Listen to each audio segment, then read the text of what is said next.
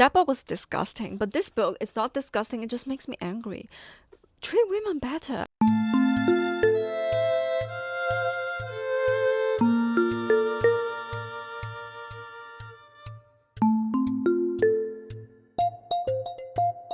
Hello, welcome back to my channel. It's been a while since we have really sat down to do book review videos because for the past 2 months I have been working on developing my own app, which sound very weird because I read books, I write articles. Why am I doing developing apps and doing all the AI stuff?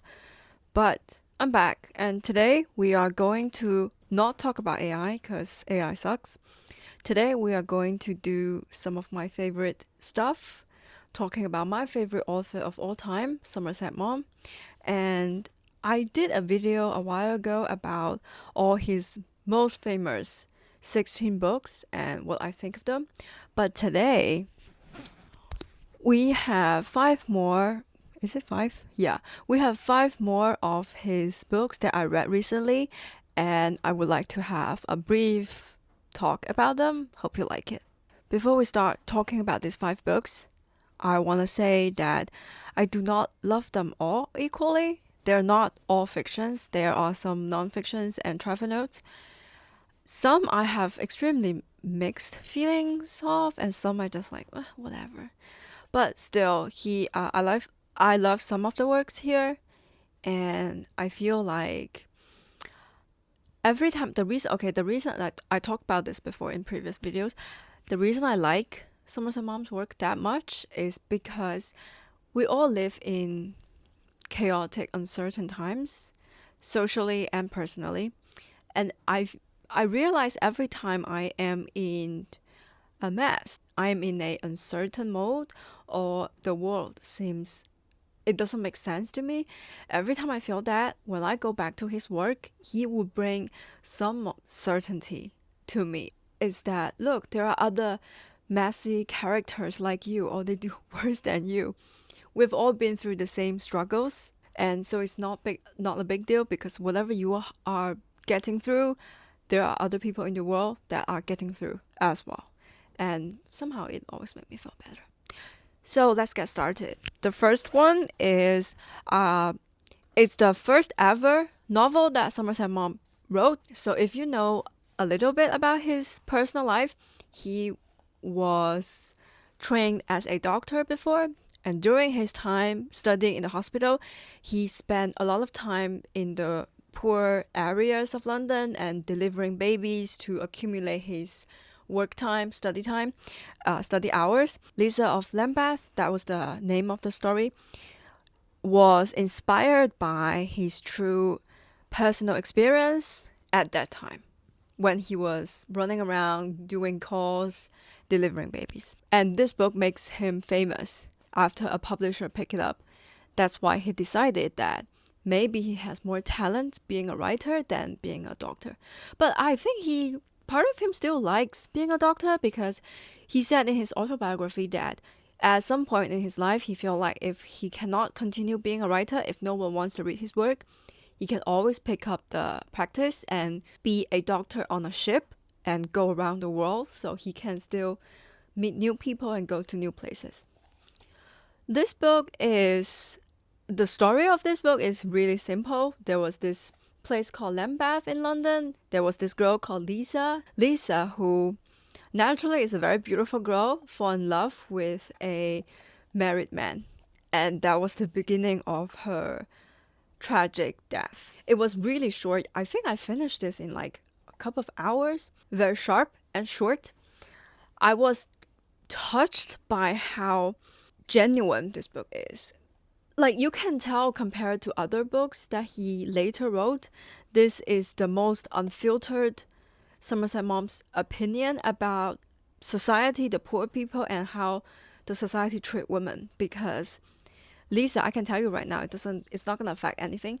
Lisa died at the end of the book. The tragedy of Lisa was delivered by precise and sharp and unfiltered observation that Somerset Maugham had as a doctor who do home calls and deliver babies. And it's not just about how the society treat one woman. There are other female characters in this book that was beaten up by their husbands and they was struggling to make a living.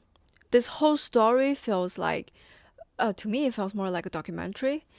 It has this very sharp tone that probably because he was a doctor, because in the history of writers, the doctors always make really good authors.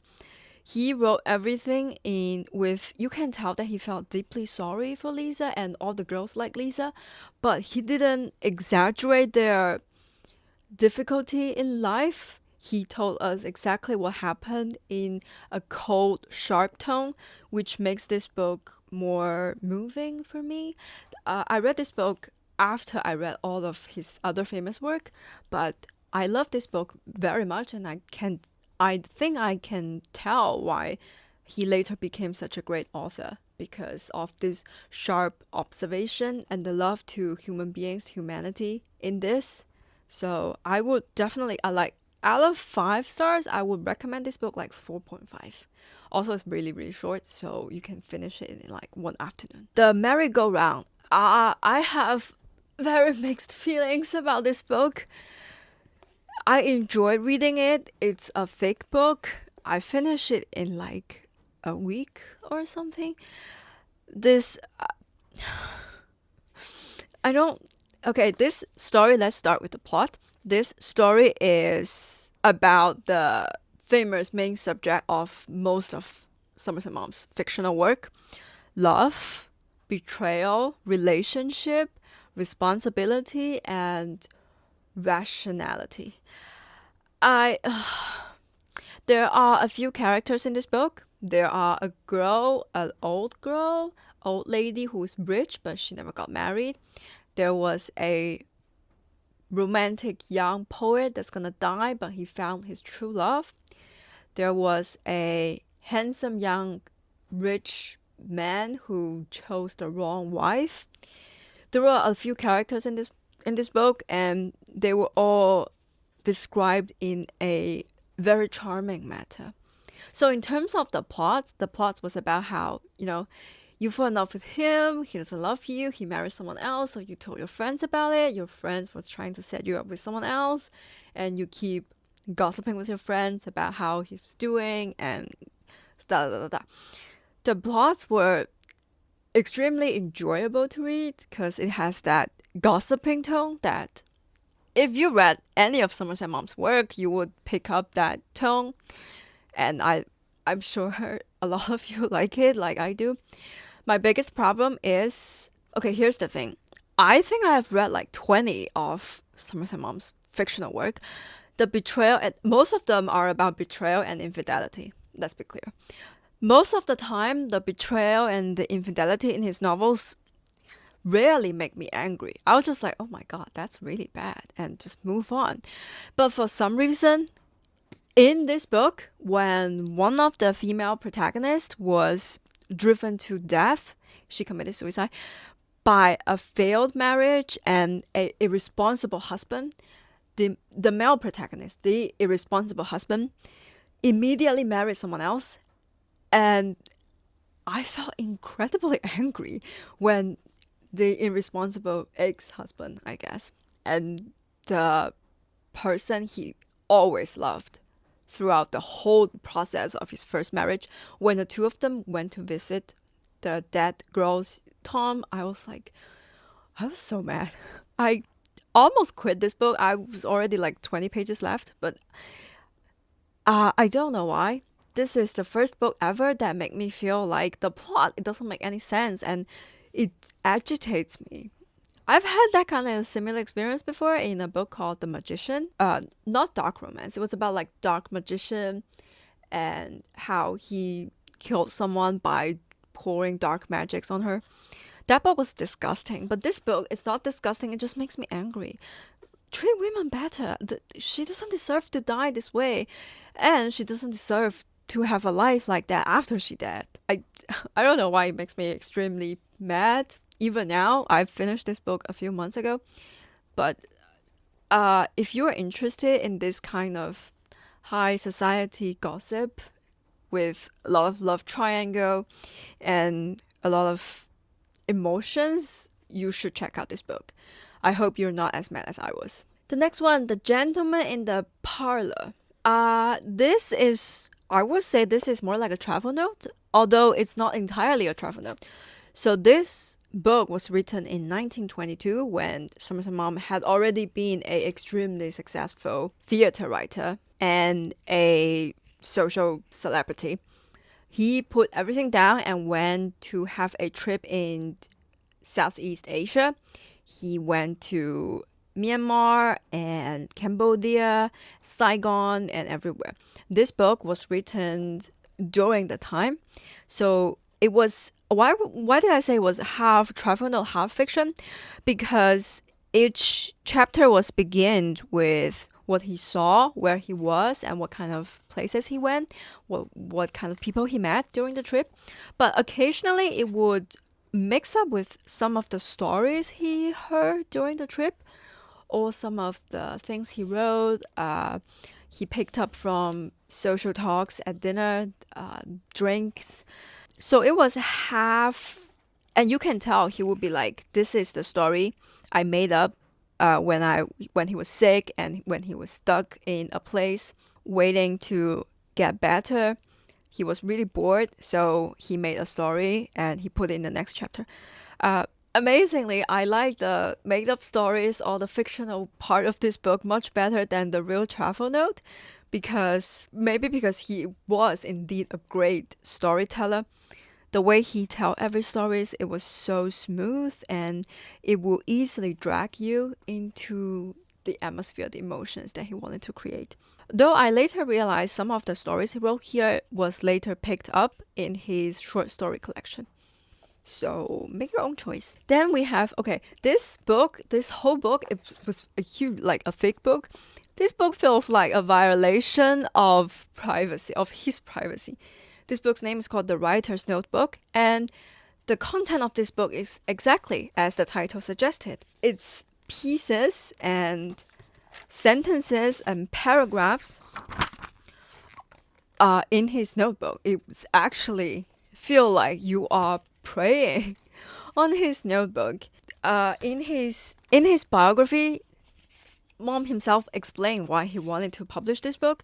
It's because he wanted to show the society or anyone that's his readers, anyone who's interested in how he made it, he wanted to show them how exactly he made it, how he practiced writing through all these pieces and bits and that. And so you can see that some of the sentence was used in his finished novel and some was just like a rehearsal, like playing a piano that you have to practice every day. So this is what he practiced every day. The subject, the content of this paragraphs and sentence were usually started with a noun subject like Jamie and his wife, or Arnold, or Chicago, and then he would describe these subjects in his own words or wrote his own opinions about them. You can tell that he's very good at outlining things and describing what kind of atmosphere,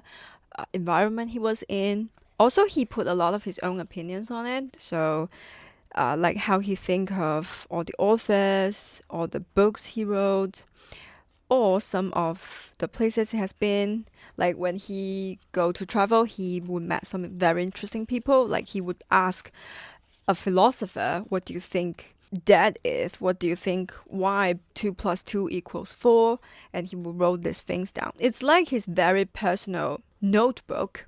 And it was very interesting because you feel like you would get into his mind and see the world as he was seeing through his eyes. You would feel like you got more intimate with him. This is the whole part of fun that I had while reading this book. It feels like, oh wait, let me pry on your life and your brain. Let me see what you thought about these people and these things. But if you are not a huge fan of him or you don't really care and there was not much drama in this book, you can skip it. Alright, last but not least, Then and Now. This is the book I am reading now. I am halfway, I think. This book is so different than all the other books we have talked about in this channel. The Painted Veil, The Moon and Sixpence, and the Of Human Bondage, Razor's Blade. They were all about the society at that time, or like in ancient time, about love and family and career and men and women and how they were struggling by their desire and their fate and their. But this book, Then and Now, it was set in Renaissance time in Italy, and the main subject of, if you have ever read or studied politics, you definitely heard his name, Niccolo Machiavelli. This is really refreshing for me because this is the first historical work that I've read that written by him. This book was about how Machiavelli was sent to have a peaceful negotiation with another leader of another city, and how he dabbled between different powers that was involved in Italy at that time. The other plot that was much more Somerset Maugham to me. The other plot of this book is how he was plotting to sleep with not a friend, like a guy he met. He was plotting to sleep with his wife, that man's wife, and how he planned to seduce her and even make her pregnant, because that guy, the guy that he tried to steal the wife from, he can't have a kid, and Machiavelli felt like, you know what, I can go sleep with his wife and have a baby, which, oh, it was like, what? The book is the flavor of this book, if there is a flavor of a book, it was so different than all the other books that he ever had. It has a lot of plots in it, schemes, how what you say one thing, you meant the others, and how a lot of power struggles between them. Also, it has very sharp and obvious desire in it. And I didn't know the end of this book yet. I don't want to get spoiler. That's why I didn't look up any materials of this book. I can't say I enjoy it particularly because I don't think he's very good at historical novels. It's a little bit boring. It's always about how he met a duke or an aristocrat and how they interact with each other and what he thinks the other person's meant by listening to their words. It's a little bit too complicated for me because maybe because I've never really enjoyed that kind of novel. But so far, I think it was the infidelity plot line surprised me more because that was way too obvious. Like, do we have to go that far? But and also, and another important thing about this book, I don't know if I want to see him failed in this story at what he was doing as a politician and as a man who tried to seduce a married woman. I don't know if I want to see him succeed in doing that, or I want to see him failed, which probably means I also have a little bit of mixed feeling about this book, and I'll let you know when I finish it. Hopefully, I don't want to be shocked by the ending, please. And that's all for today's video. Thank you for watching. I think I have 3 more Somerset Maugham's work that I haven't read, but they were all non-fiction, so I will see what I feel like when I read that. But for now, our main goal is to finish Then and Now, and then maybe read some. I have an classical music essay by Said. I read like 30 pages of it. I like it very well, but it's a little bit too complicated for me to understand. But I'll try to get it through, and I will let you know. And hopefully we can do more book review videos in the future, because being driven by AI and do all the app coding, developing things was fun, but not as fun as this. So thank you for watching. Hope I can see you next time. Bye.